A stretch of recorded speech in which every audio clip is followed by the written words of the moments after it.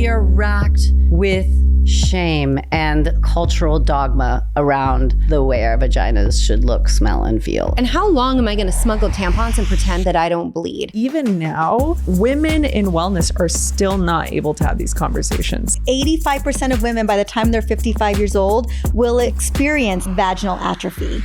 You know your body better than anyone. Whenever in doubt, get it checked out.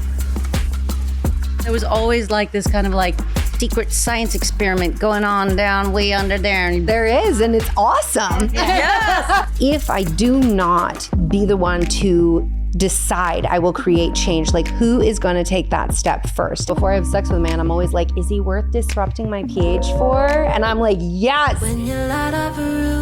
Hello, everyone, and welcome back to Luminescence. This is a show for women by women. And this season is about deepening our understanding of sex, hormones, and intimacy. We've taken on a critical mission to resolve the huge knowledge gap around female sexual and hormonal health. We are taught that our bodies are dirty and shameful. Most of all, the vagina. What the fuck is that about?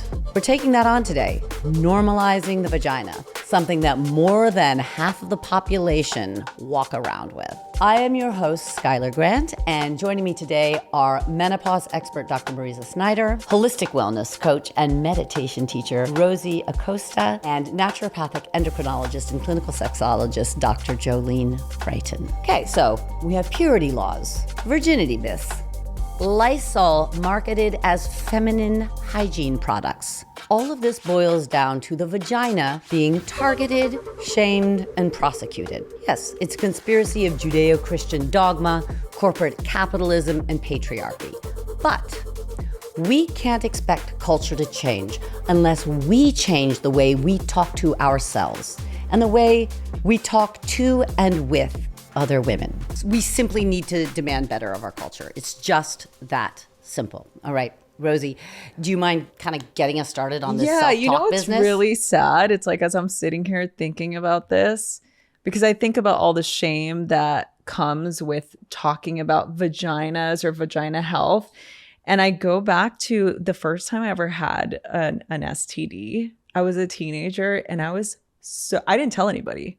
And I was suffering and I was like having the itchiness and it was obviously really uncomfortable and I didn't know like what to do or who to talk to. And it was so sad to have to go through it by myself. And then I finally had asked the girl at the school that was, you know, the girl that slept around. I'm not going to use the word that they called her, but I remember during a recess, I went up to her and I was like, hey, I'm having this thing. It's really, you know, it's very like itchy and it looks like this and it's like getting on my underwear. And she's like, oh, you have a yeast infection. And I was like, what is that? And she goes, just go to the store, get some Monistat and you'll be fine. And I remember going and like digging up for change, you know, because I'm like, okay, first of all, I don't have a job. I'm a teenager. I don't have anybody to talk to about this. And I remember finding the money to go to CVS and buying the Monistat and then just reading the directions. And I grabbed it and I grabbed some magazines and I grabbed a bunch of other things and I'm walking around the CVS. I did maybe like 5 laps before I waited for a woman to be at the prescription counter to finally bring the things because I felt less judged. But it shouldn't be that way. You know, it shouldn't have been. That wasn't an STD even. I mean, that was a. Oh, no, it ended up being an STD. Okay. I ended up going to the doctor. It was. Yeah. But, you know, there was so much shame. So much shame. Yeah.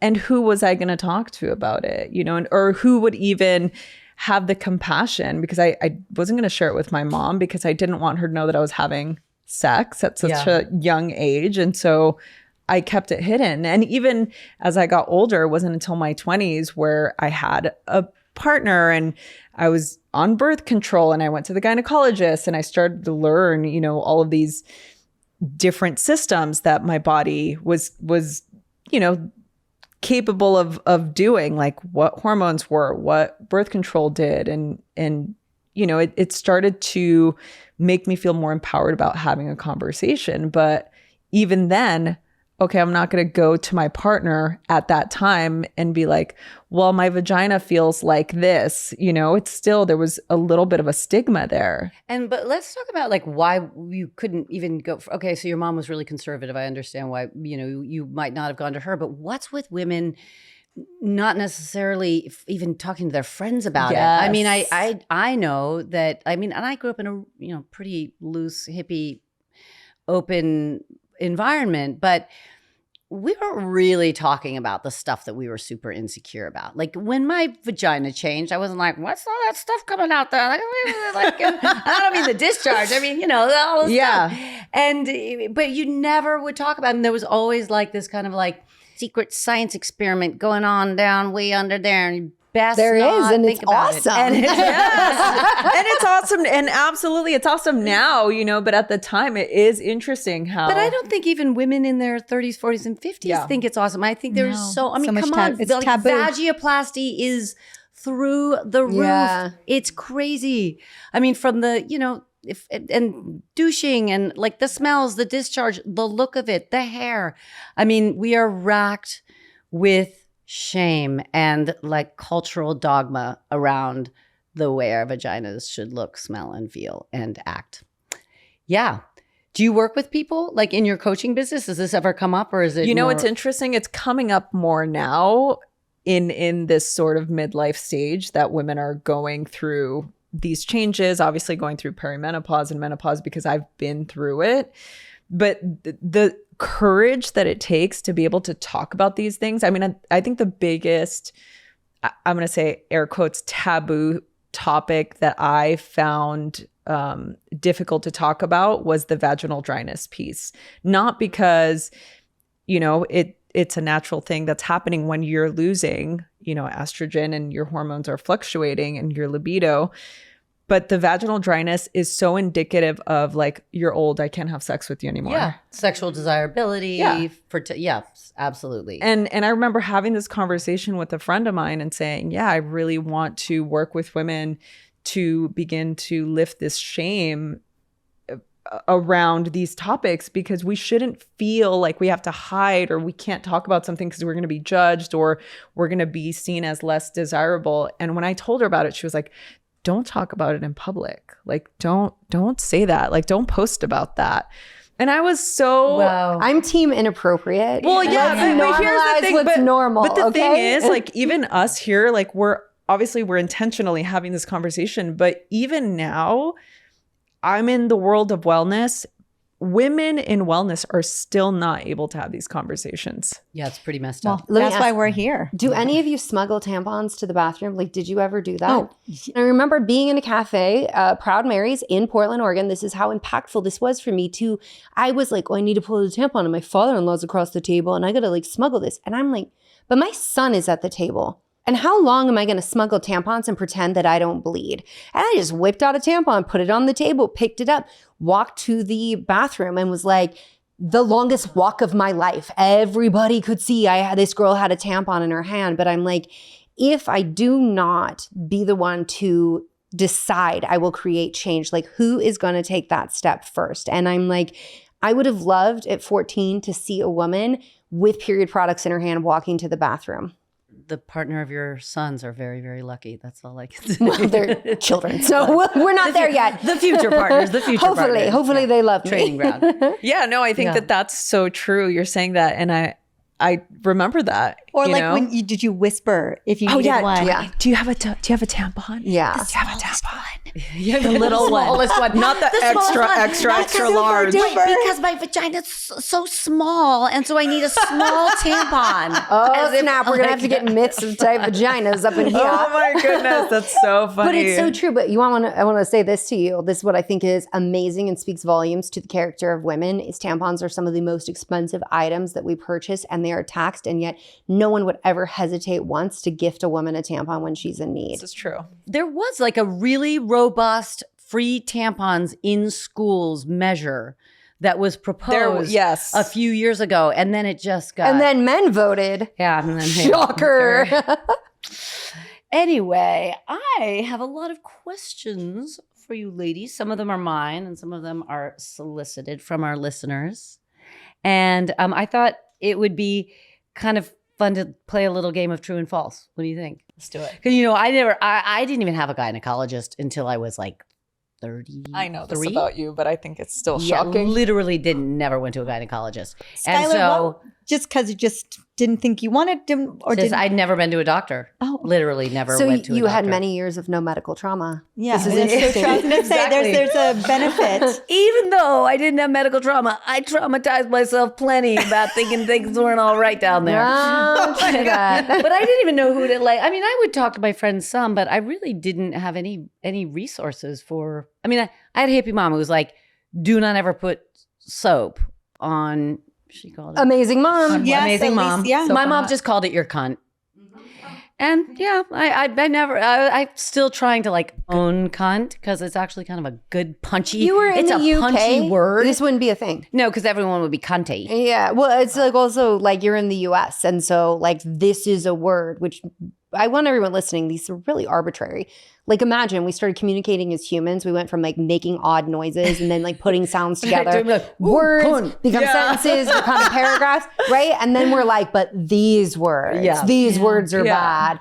And I think that the same systems that have contributed to that are the same systems that contribute to us being like, my vagina is shameful. I shouldn't talk about it. You know, as you were talking. Oh, absolutely. And that the words for female body parts, let's think about them. You're Are a the cunt. ones- yeah, you're they're a used bitch. as a you're insult.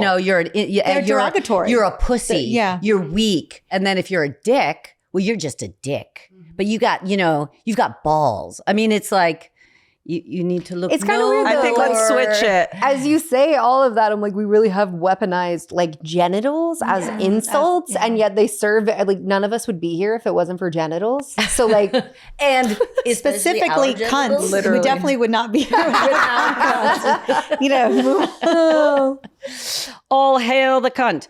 All right. So you guys can all answer these. Everyone can answer true or false. Okay, true or false. Vaginal health is a sign of overall health. True. true. Softball. That was a softball, ladies. Okay. True or false? You can get pregnant if you have sex during your period. False. True.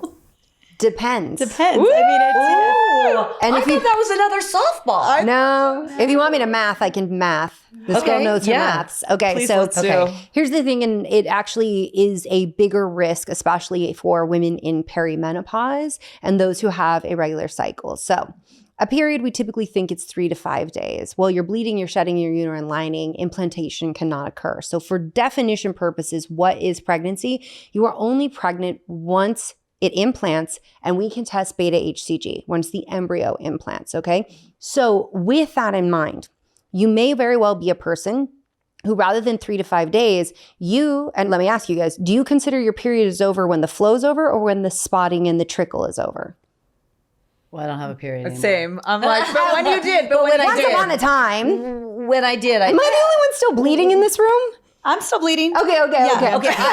I think the period's over when I thought the period was over when I was done spotting. Yeah, that's what most people believe. So maybe you have sex and now this is like day 6, 7 of your period, right? You're still on your period. However, you have intercourse. That sperm lives, it's a little loiterer. It lives for like 5 days. So Little now loiterers. we're hanging out, right? And maybe you end up ovulating sooner. Now, there's a myth. We all ovulate day 14. Lie. Complete lie. And in perimenopause, it can shift even more and it may come sooner. So let's say you have day 6, you have sex. Day 10, you ovulate. That's 4 days. There's sperm still around. So you could get pregnant if you're considering that your period, but you're not actually pregnant yet because women are like, wait, but there's no endometrial lining. I just shed it. It's because where conception actually happens, where sperm and egg meet, is in the fallopian tubes. Rapid division of cells occurs. That ball of cells soon becomes an embryo, and about sometimes 8 to 10 days later, it finally lands in your uterus. At that point, all systems go and it implants. So with that in mind, it's possible. Day 1, 2, 3, heavy flow. That's probably not going to happen, especially because of all the changes that are happening with the cervix, the flow of the blood. Like, I mean, semen are not salmon. They're not swimming upstream, okay? So like there's a lot of changes that are happening. But the biggest thing is the moment you see fertile cervical mucus, you're either green light, go, wonderful, I can get pregnant, or you are in trouble if you had unprotected sex. You know, our biology, it's amazing. You know, you hear these stories of girls who, Yeah, it tell us just the was story. in that. I mean, I had Tell a us the patient stories. who, was still spotting, and she was in her late 30s and thought she was doing all the right things. She was tracking her cycle, but it was off because she was early perimenopause and got pregnant, but wasn't trying to. All right, so the answer is not true or false. It's Maybe. it depends. It depends. And It we have depends on your officially- definition. We've renamed this episode "Semen Are Not Salmon." Okay, moving on. True or false? Vaginal pH is naturally acidic, which I guess is 3.5 to 4. Naturally, vaginal pH Anything is under naturally seven. acidic, not basic. It's true. It's true. Mm-hmm. Well, men may be basic, women are not. But because of menopause and the loss of estrogen, we become more alkaline, and that can drive, the flora shifts. We start to see things like UTIs and vaginal changes.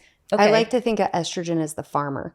So estrogen's the farmer, and it's going to stimulate the cells that produce glycogen, which is the sugar. That is the fertilizer. And the crop you are growing is Lactobacillus acidophilus. And it is those organisms that produce acid and protect your vagina so she can throw down when bad guys try to invade. And so we're completely estrogen dependent for vaginal health. And I know Dr. Marisa talks about this in her book, especially what she was alluding to of what changes in menopause.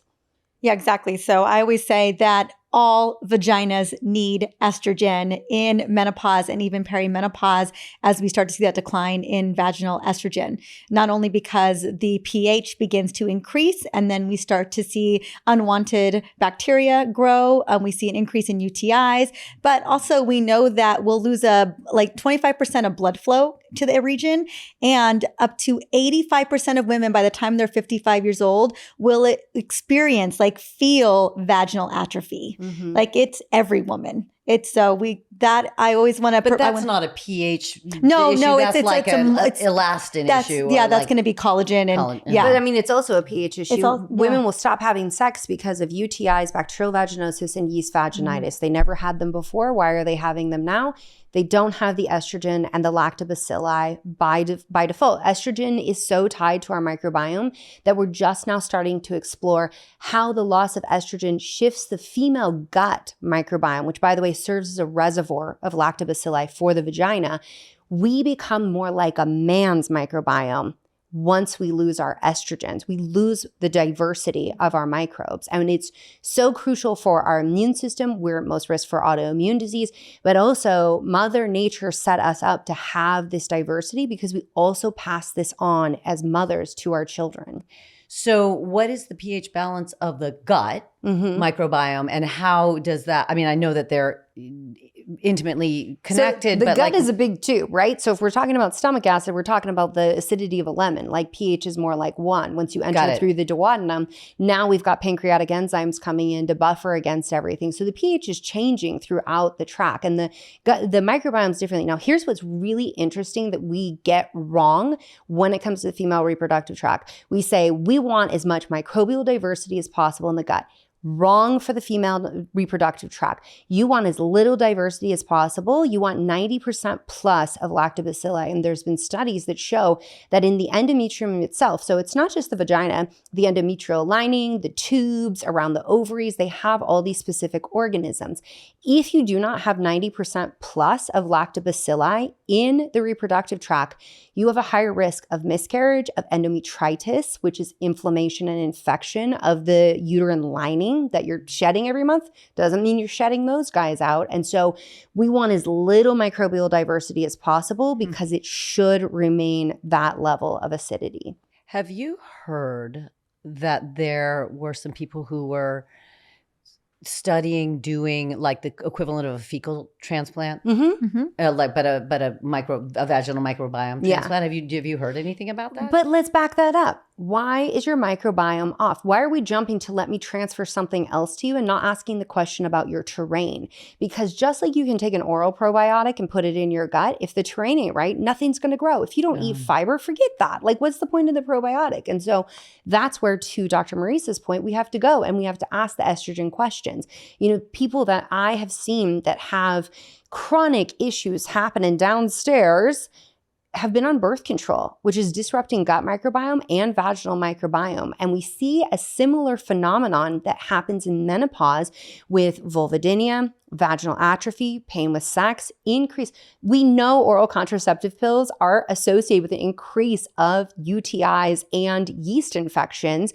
And we have to ask the question, what are we doing when we hijack the system? And so it comes back to that, like, how do you set the right terrain? It's with estrogen. So why would we withhold this from women? I mean, even especially women listening right now, going through cancer treatment, if you have a family history of cancer, there's still no good reason to deny you vaginal estrogen because it's not going systemic in the way that like a patch of cream, even oral estradiol would.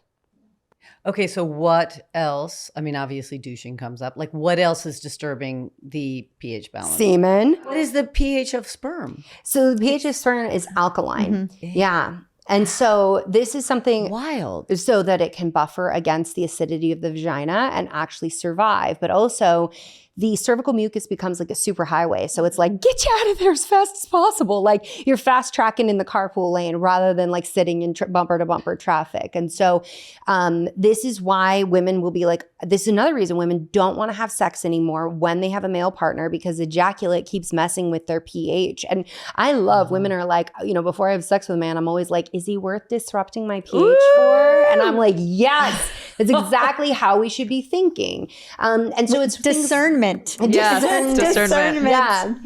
Yeah. So I mean, that's like there's like you're like swiping left or right. And you're like, nah, maybe. 6 on the pH scale. Vaginal They discernment. should come with the pH label, pH scale.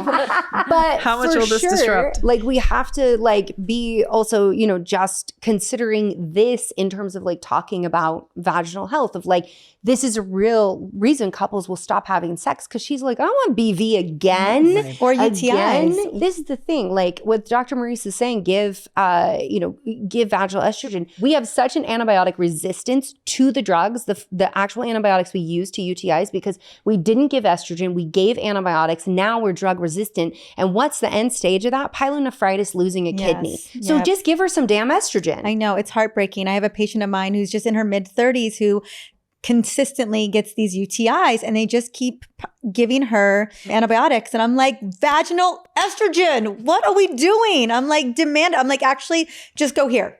Like, start. Is it more effective to do vaginal estrogen than oral? Yes. In a situation like this, for example. Absolutely. So I think it's really important to note that, you know, systemic estrogen isn't going to solve the vagina concern. Most women are going to have to at some point bring in vaginal estrogen as well. Interesting. To manage the genital, me. the genital urinary symptoms of menopause. I've been actually and some women will take estrogen. Oh, both. And they'll be okay. So if anyone's listening, some women it does work for, but if you are someone who it's not working for, it's not often like just up the dose of the patch, especially if everything else is managed well. It's a yes, and now we need to add vaginal estrogen. Or, you know, at some point you alluded in our podcast to DHEA, which I also think is a great one. Okay, we're going to circle back to that. I'm going to keep going because we could obviously don't wanna apparently get in talk trouble. about pH balance for this whole freaking episode. All right, so true or false? Your vagina gets loose from having a lot of sex. Oh, that's false. It's false. False. Yeah, It's definitely okay. false. It's Sorry, like- I just shook my head. I was like, no. And straight up, the myth of the tight vagina, that's a vagina that's not ready. That vagina doesn't like you. Yeah. So if that vagina is tight, yeah. it's not your friend. You didn't do your job. There's not enough foreplay. Let's talk about it. There's not enough love going on there. And so that's a scared vagina or a vagina that doesn't like you. It doesn't feel safe. She don't like you. Please don't penetrate me. Well, let's talk about that. Let's talk about when the vagina is ready and gets excited and is a happy vagina. Like, what like, physically happens. Give us the chronology there. Yeah. So with everyone listening, I want you to understand that depending on the time of her cycle or the season of her life, it could take a good 20 minutes of what we call foreplay, which we want to be really clear, that's sex in itself. And if you're satisfied with that, that's totally fine. You don't have to have penetration. So when we're talking about this, we're talking about penetration. So with that in mind, what happens physiologically? So firstly, there is engorgement. There's a rush of blood. We vasodilate. Their clitoris is going to get engorged as well. We may or may not self-lubricate. It does not matter how old you are. It does not matter. Certain times of your cycle, you won't self-lubricate, and there's a phenomenon known as arousal non-concordance, which is even when you're in the mood, you want it, your vagina is just not cooperating. The mucus producing cells, like all of the cells that like actually are contributing to lubrication, which is more than just cervical mucus, to be clear with that, they're just not cooperating. The opposite is also true. You're scrolling TikTok and you're like, ooh, why is something stirring in my nether regions and I'm wet now? And like, this doesn't turn me off. It's just your brain. It's just your brain saying, oh, I saw sex. Yeah. Do it. So we've got the lubrication, may or may not happen, but we should have engorgement of the clitoris and erection occurs. Then there's a phenomenon known as tenting. And so our uterus is actually moving back and making way for penetration. If that is the goal, your uterus actually has to move. So for women who have pain with deep penetration, deep dyspareunia is what we call it, it may be we didn't have enough foreplay and the uterus did not slide back. It also could be you have a connective tissue disorder. You have ligament laxity. Your uterus might be a little bit lower. It could be that you have endometriosis or you have trigger points, like something else going on. So I want you to know it's just not normal. So work it up, and it doesn't always get solved with foreplay, but that's the mechanism of what is happening as the female body prepares. We often see characterization in media that a penis just goes from flaccid to like rock hard in like, 0 to 3 seconds. But a lot of men need this kind of foreplay as well. They need this kind of stimulation as well.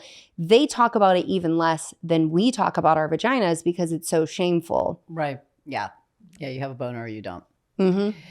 Very interesting. Maybe we'll talk about this in a future episode, but there's also the piece of your vagina postpartum, which almost inevitably is different and does take a different kind of self-care. And I'm here to say you can have 3 babies and you can have a very happy vagina, but you have to work on it. I mean, it's like anything else. It's like, you go, you're out of commission with a busted up knee for 2 months and you got to work on your quads. I mean, it is, it's just it's a set of muscles that need attention. For everyone listening, the majority of women that I've worked with and talked with say sex gets better after having a baby.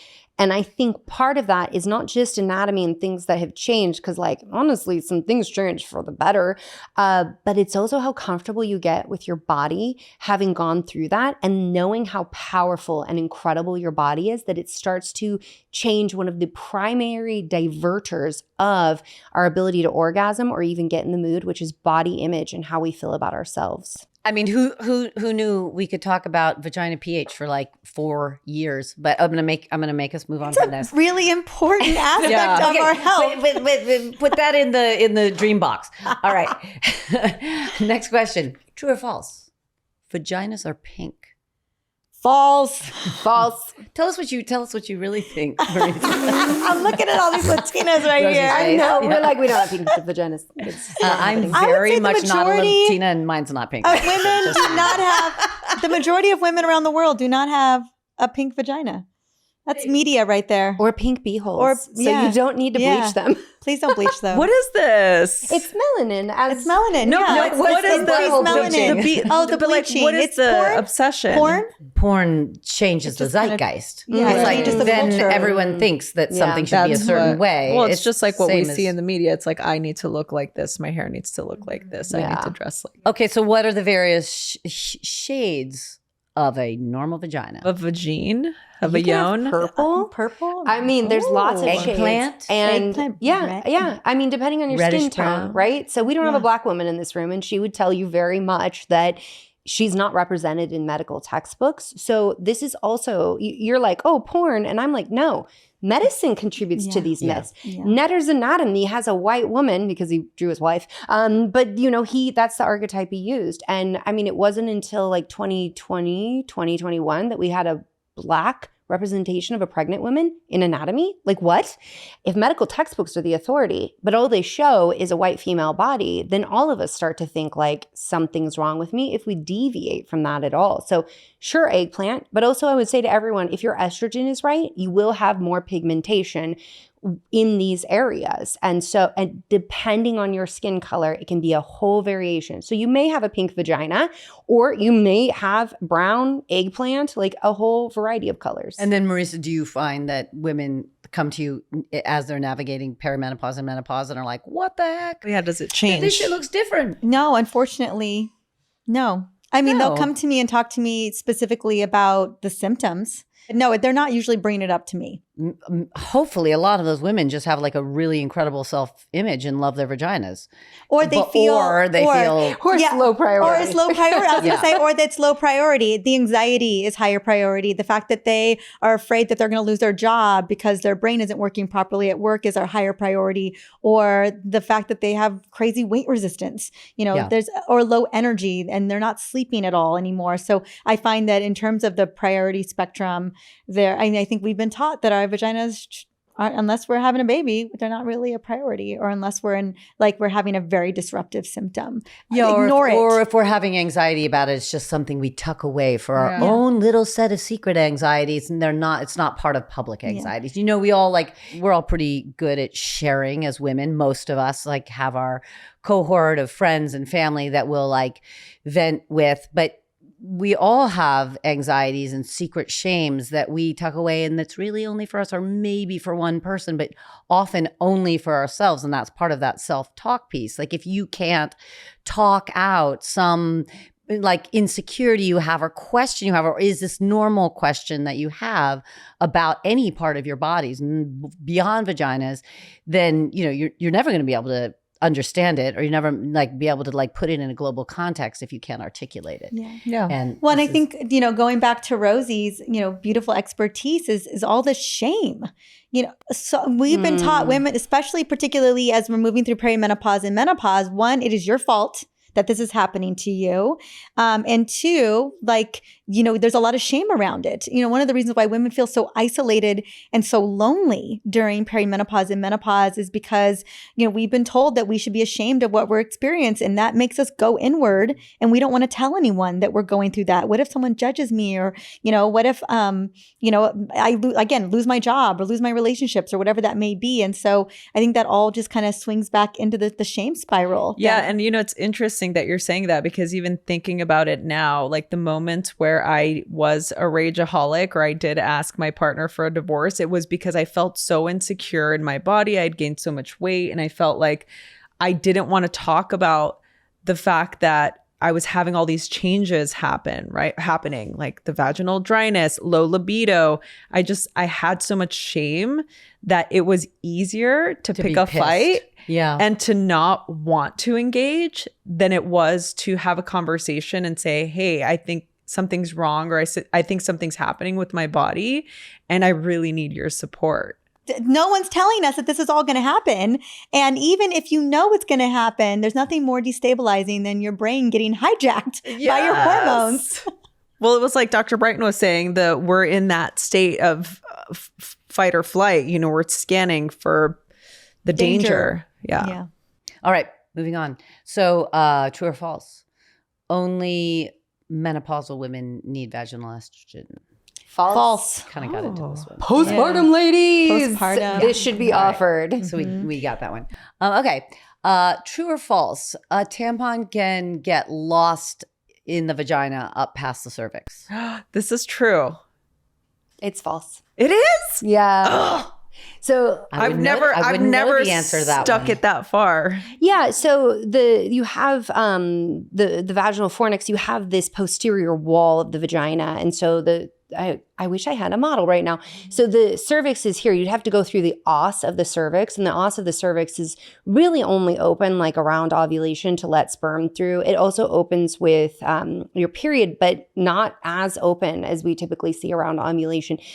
It's too small. You can lose a tampon inside of you. It is possible that you can place one, the string goes inside, and it's deeper than your finger's able to reach and fish out, just like condoms get lost in there. Like, this is also why we're like, don't put things that ought not go in your vagina in there, because you might not be able to get them out. And then you have very awkward. No root vegetables.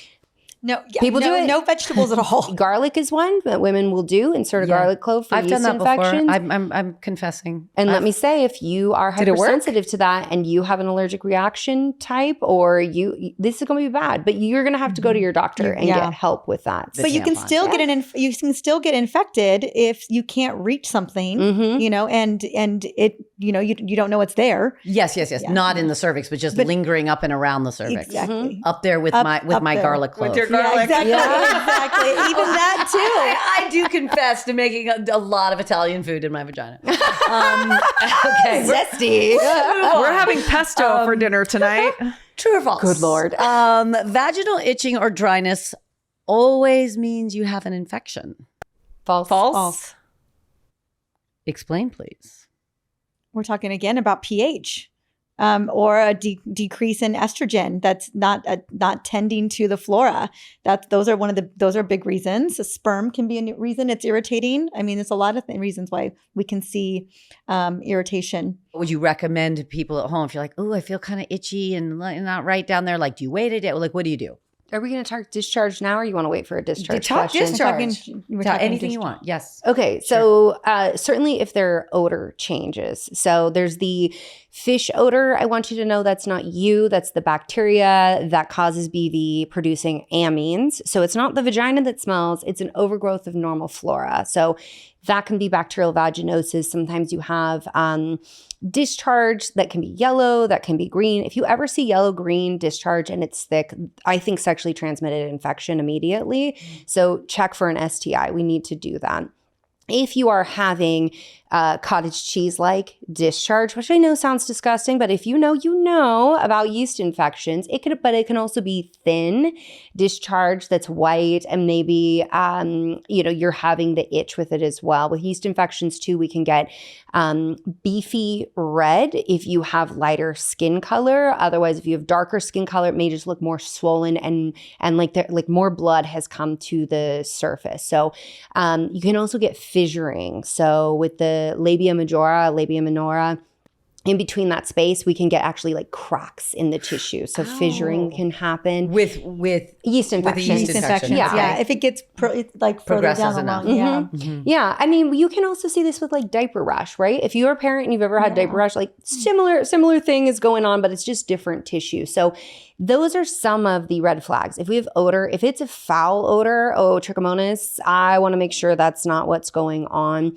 And then purulent discharge. So that's like the thick pudding kind of discharge. That's more like pus happening. And that is a step towards pelvic inflammatory disease, which could be compromising your fertility long-term. So I always whenever in doubt, get it checked out, because as long as we have Planned Parenthood, and I will always advocate that we keep them because they do a lot of screening. Their primary thing is screening women. You can go to a health clinic, going and getting it checked out.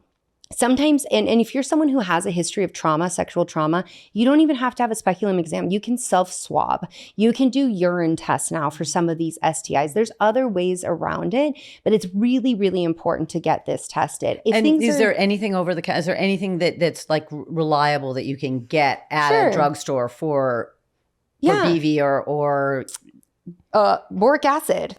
So this is probably not to treat it, but to test it. Test it? I don't believe there's anything in the United States available for testing that.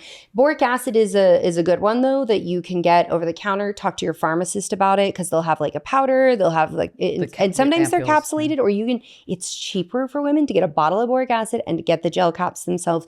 Your pharmacist will talk you through it, and you honestly can have this conversation with them. So if you're like, I just need to get that treatment, boric acid's a really good one, because there's also things like monostat. But boric acid is for bacterial vaginosis, which is different than a yeast? It can help with yeast infections as Both. well. Oh, Yeah, it is interesting. primarily used for bacterial vaginosis. But here's the thing, everybody listening, why does it work? Because it can kill off some of these guys. So we're not going to abuse it. We're not going to overuse it because then you're going to disrupt your flora and find yourself in a cycle of repeat infections. All right. Good one. Okay, wait. Before we leave, since we got on the topic of discharge, which is a really important one, give me the breadth of normal odors, consistencies, colors, viscosities. You want me to do this? Sure. Okay, I'll roll with it. Okay, so vagina is going to smell. And it's going to smell like your signature scent. Not a clementine, not vanilla. Like, so just like we have body odor, we can have vaginal odor. But here's the thing, is it actually vaginal odor is the question we have to ask. So the apocrine glands that are in your armpits also lie in your groin. There's a phenomenon people call twaco, okay? Where your twat is a taco. And it smells like that. That's because of bacterial overgrowth that actually munches on the oils in your skin, and then they produce this odor. And not everybody hates it because it kind of smells like taco meat. But it's not necessarily the vagina. It can No, be, that's what I'm saying. groin. It's the groin. It's the groin. Right. And What if that's you're why with I'm a like, vegan, is it your though? vagina or is it not? But vaginas do have an odor, and that odor does change where we're at in our cycle and where we're at in our phases of life. Now, here is the thing that I think everybody should know. If you're like, something is off, it is. You know your body better than anyone. You are the expert living in your body. So we're looking for things like foul odor. We're looking for fish odor. Sometimes women with yeast infections are like, it's like baking bread. If there's a metallic kind of odor, some women pick up on that. It's usually happening around our period. That is considered normal. When it comes to discharge, most of your cycle is going to be pretty dry, so to speak. So a lot of women only have like 6 to 10 days out of their cycle where they're sufficiently self-lubricating. So I'm talking about women who are cycling on that roughly like 29-ish day cycle. What is important to know is that you may have 3 to 6 days of goopy, someone blew their nose in my underwear, and that's fantastic. We love that. That's fertile cervical mucus. Yes. And so, And I am mourning it because it's going away. So I was like 4 years postmenopausal. I mean, I had forgotten that, that You just- discharge. yeah, you're like, okay, been that what long. you're doing for everybody who's looking at her on the camera yes. is raw egg white consistency. So you put it on the counter, put your egg white in a counter or in a bowl if you're going to eat it. And that's the consistency of peak fertile cervical mucus. Prior to that, it'll be goopy, but it won't be that like sticky. That funny or little that thing that makes a string stretchy. That we talked about the superhighway earlier. superhighway, That's yes. that's the I egg lost white. my HOV lane, whatever, 5 years ago. But I want to say when you pass that, you're going to have more lotion. It's going to be more lotion-like discharge. I know the lotion-like. Yes, Yeah, and that it's is not nearly normal. as And you're fun. going to spend your luteal phase, which I hope is over 10 days and maybe closer to 12 to 14, feeling drier, asking yourself, why can't I get lubed? And you are totally normal. I always say a lube-free bedroom is where good sex goes to die because literally every single body needs lube at some point, at some phase, at somewhere in their lifetime. Yeah, I just want to dispel the myth, and I think you just did as well, that we have to wait, that women need to wait till perimenopause and menopause to use lube, that we're just constantly lubed up, in our earlier years, and that defines us in our femininity, and not true at all. It's just even half of our cycle, that's just not, it's not the Right. physiology. So But you were telling a discharge story. I'm in the tea on this. I got away with not finishing that story. Okay, so just in short, like I don't know, a year ago or something. Well, but I mean, I had forgotten about the egg white discharge, and I had gone out with a bunch of friends, and there was this. Like, I'm married for so long and I find plenty of men attractive, and it's like, and like in an alternate reality, I would like date that guy or whatever, might hook up with that guy. But I'm like, it's rare. I just don't really meet people that my body is like, oh my God, like, hello, like, hello, I love friend. where this story is going. I'm so invested. And Schuyler, you're every woman, right? Like, so that's so many of us. So I met this like whatever guy, and I was like, I have to leave this bar because this is like for the first time in like 20 years where I would be like, this could be problematic. Like I could absolutely next like episode. this if I had one more tequila, this could really go somewhere. That Damn, would be one. not right. And I did it because I'm very good wife. And so I went home. And then in the middle of the night, I woke up and I was like, God, that's so crazy. I just felt like I dropped an egg. I even forgot that feeling, like the ping. And I woke up in the morning and I had cervical mucus in my underwear. And I was like, holy shit. Do you want some science that'll give you a free do. pass? Okay. Yes, I've been waiting to ask someone. Yeah, so you are sensing someone's immune system, their MHC complex, as you smell them, as you take them in. And so what we're always looking for is the genetic variant in the environment that would give us the most viable offspring. I didn't make the rules, evolution did, okay? This is how this works. So when you encounter a person like that, the body starts to get primed and is like, oh, right environment, right individual. Your body doesn't know about monogamy. It doesn't know about social constructs of being a human in a modern world. And so this is all just physiology reading. So for people who'd be like, oh my God, you should never be attracted to anyone because you have a husband, your frontal lobe was in place, which is why you said, I'm not going to have another tequila because that's going to shut down frontal lobe inhibition. I'm going to rely on my prefrontal cortex and say, I see you biology, I hear you biology, and I say pass, not smash. Right, I totally, that all I get, but what the fuck, can you actually drop an egg 4 years into menopause? That's what I want to know. Well, this is that wasn't the egg. It wasn't an egg. No, it was just the physiology. Honestly, it's kind of nice. It was like a memory. It was like my body was like, oh, I remember this. Bing. Yeah, you would be the exception in medicine to be like, I stopped ovulating and 4 years later. And if that's the case, I need to know, what were you doing? Because I want in on that. I want extended life of my ovaries. I was going to say, let's go find this guy. Okay, so the we need names. I really wanted to know numbers. if you can't drop an egg like years later. No, okay, no. Damn It doesn't work it. that way. I liked my story better before I asked the expert. I know. I did too. I was excited. I was like, Your body was priming up. There's still hope. I ruined it. All right, I'm moving on now that I've publicly But outed. I did want, you publicly outed, but I wanted to give the science around it because there's a lot of women listening who have had this phenomenon and they feel shame around it. They feel like, am I cheating on my partner? Am I doing something wrong? Am I a bad person? No, that's your physiology. That's your biology driving that. However, you have a fully formed brain and you made a decision, right? Oh, I didn't feel ashamed. I felt really excited that I felt really excited. Yeah, but I mean, women, there's definitely women who feel shame. Yes. We have time for just a couple more questions. Okay, true or false? Pelvic floor exercises like Kegels, is the ones we all know, are the only way that you can exercise your pelvic floor. False. False. And I dislike them, and most women shouldn't do them. I'm doing a Kegel right now. Let's do them together. Just you say the word Kegel. Why don't you like? Yeah, why don't you tell us? Yeah. Okay. So most women are actually hypertonic in their pelvic floor. We're tight. So they're holding, and what women don't learn to do is release. Now, what we understand about emotions and women, I like to think about the pelvic floor as a hammock, and a lot of our trauma, a lot of our stress is dropping into that pelvic floor, and we hold it. Right? We hold it. So most women need to focus on relaxation, especially if you're having pain with sex, you're someone who has pain sitting, pain with exercise. There's so many reasons that you need to be relaxing your pelvic floor. If your arm was always like this, people, you better come to the video and watch. If your arm is always like this, you're always contracting your bicep.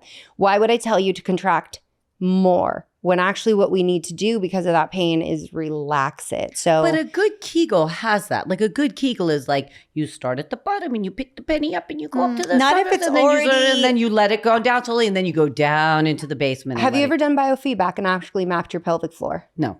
So I actually have, and putting a wand inside and how difficult it actually is to get the full relaxation that we need to get. And so I'm not a pelvic floor physical therapist, but some of my besties are. And the first thing they start with is relaxing the pelvic floor. My post-workout, after I'm done stretching, is laying on the floor and breathing in and relaxing my pelvic floor. So you're inhaling and you're expanding. Some people are like the lotus flower. Someone said that in my labor, so I hate it so much, but it works for some people. So that's why I don't like it. There's also a lot of women walking around with chronic pelvic pain, adenomyosis, fibroids, endometriosis, and them doing more Kegels makes things worse. Postpartum, tends to make it worse. You have to do it correctly, and you need to start with a professional. I was going to say, that's the real thing, is that if you're having pain or discomfort, go get a workup. Like find a... Like anything else. Yes. And yeah. wait, if you're peeing yourself as well, you may also need hormone therapy, and you're not going to be able to out-Kegel that. When you're talking about yoga, you're talking about you're talking about pulling up the pelvic floor to engage the entire core. It's a whole system thing. It's a full core exercise. like transverse, totally agree. obliques, Versus like just everything. Kegels, yeah. Yeah. I grew up a dancer. Same thing. You're going to engage the pelvic floor. That's very healthy to lift. But when you're sitting around all day and it's like every time the hour alarm goes off, do 50 Kegels or something, like, whoa, no. Yeah, I know a lot of yogis actually, though, who have gone into labor and their OBs or their midwives are like, there's a brick wall in here. Yeah, Pilates peeps are the same. We're going to end up with a C-section if this can't relax. Yeah, it's a real Because they thing. don't know how to relax. We're going to move on. Okay, true or false? Some food, like pineapples, can change the taste or smell of the vagina? False. False. All right, that was decisive. True or false? Sexual intercourse can temporarily change the vaginal odor. True. True. Yeah. I only know that because of Semen today's. smells sometimes. Yeah. And it doesn't necessarily smell bad. Okay. True or false? Diet and supplements can influence vaginal health. True. True. Okay. True or false? Wearing tight synthetic underwear increases your risk of yeast infections. True. But it is false that thong underwear act as a superhighway for infections. And it is something that a lot of gynecologists say, and the studies say, no, actually what matters most is cotton underwear, breathable things, get out of your swimwear, and don't wear your gym clothes all day if you had a particularly sweaty spin class. If you're wearing your Lycra, just wear it for what it's meant for, not all day long. Okay. True or false? The hymen always breaks the first time a woman has intercourse. False. It never breaks. Never breaks. No, it doesn't- stretches. It just stretches. Yeah, it doesn't break. But does it? These are not It cherries. stretches. But We are other not things popping. can stretch it, like tampons, Right. or speculum. Your finger. Your Or finger, it might yeah. not have been there to begin with. Or it True that. may not be that Yes. tight to begin with. Right. Mm-hmm. Or right. But I mean, it can be basically not there. I mean, it's just a little rim of Right, skin absolutely, that's- depending on the yeah. physiology of that person. Which is why I want to say to the rapper T.I., you're disgusting for subjecting your daughter to hymen checks, because it's a myth. And there are men who subject their pre-wives, their fiance. What? Yeah. Hold up. You got subjected to a hymen check? Who do I did. need to check? My father pulled me out of high school. I was a junior in high school, and I was pulled out for a hymen check, and he was there. Give me his address immediately. He also called me a cunt that same year in a very derogatory way. I do, by the way, and I know you're wondering, does this woman even have a relationship with her father? And that would be a full body no. But that is how you turn your daughter into a functional medicine doctor who focuses on female health. Literally. You just traumatize her right in the right Yeah. direction. She'd be writing every day. I think I was 14 or 15. I don't remember. Good Wow. Lord. Yeah, That that's is- really bad. True or false? Marisa's dad is an asshole. Yes, that would be a true. Well, on that note, that was a lot. I'm sure this has sparked more questions from you listeners, and we would love to have them. It's really so amazing to get people's questions and feedback. We really see this as a process of exchange, because like we are here giving some answers, but largely we are just posing more and more questions, and we are so excited to have a collaboration with everybody who's listening. So thank you so much, guys, and we'll talk soon. Thank you so much for joining this episode of the Luminescence podcast. Our show is powered by Commune, which is an all-in-one course platform for living a happy, healthy, and for Luminescence fans, horny life. Many of the almost 200 courses on Commune address women's holistic wellness specifically, including more wisdom from Dr. Jolene Brighten, yoga and breathwork classes from yours truly, and dozens of other classes with leading female health experts and teachers. So just go to onecommune.com to learn more. That is ONE commune.com. Also, wherever you're watching or listening to the show, be sure to subscribe, and please, please, please leave a comment. You will be helping us to shape the future of this show. All right, that's all for now. I'll see you next week.